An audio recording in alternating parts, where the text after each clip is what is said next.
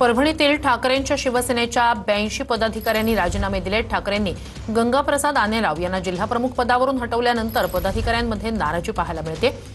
येत्या 8 दिवसात उद्धव ठाकरेंनी निर्णय मागे न घेतल्यास पक्षाच्या सदस्यत्वाचाही राजीनामा देण्याचा पदाधिकाऱ्यांनी इशारा दिलाय।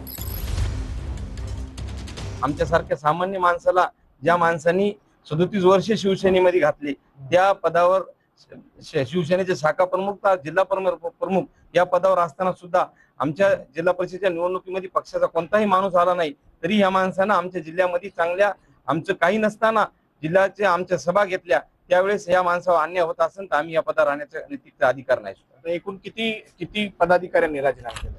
जवळपास 75-80 लोक पदाधिकाऱ्यांनी आज राजीनामे या ठिकाणी दिलेले। आमच्या जिल्हा प्रमुखावर अन्याय झालाय, डॅमेज कंट्रोल आम्ही त्याच्यावर काही कुठलं बोलणार नाही, पण आमच्या जिल्हा प्रमुखावर अन्याय झालाय। आम्ही सर्व पदाधिकाऱ्यांच्या हाताखाली काम केलेले, त्यामुळे आम्ही सर्वांनी निर्णय घेतला।